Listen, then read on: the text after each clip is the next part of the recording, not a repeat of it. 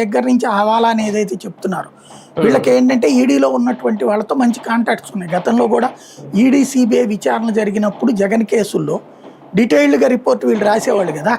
వీళ్ళు రాసిన తర్వాత అదే జరుగుతుండేది కదా. కాబట్టి ఇప్పుడు కూడా అలాగే జరుగుతుండొచ్చు.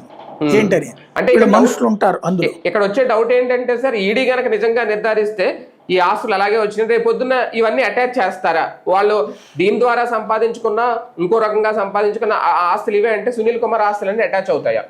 చేస్తారు ఖచ్చితంగా. అయితే దీంతో సంపాదించింది అయితేనే చేస్తారు. అంటే అది ఎలా నిర్ధారిస్తారని? అంటే ఈ ట్రాన్స్పోర్ట్ బిగిన్ చేశాక ఇతనేమైనా ఆస్తులు కొనుంటే దాన్ని సీజ్ చేస్తారు.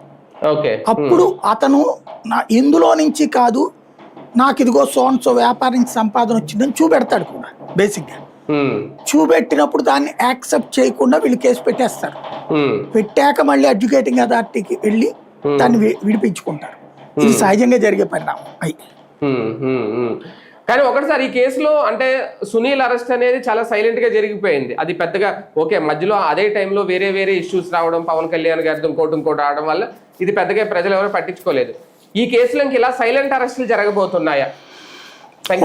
అంటే మాక్సిమం ఈ సునీలు రేపు కార్మూర్ నాగేశ్వరరావుని కూడా అరెస్ట్ చేస్తారనుకుంటా. ఆయన కూడా విచారణకు పిలిచారు. అవును, అది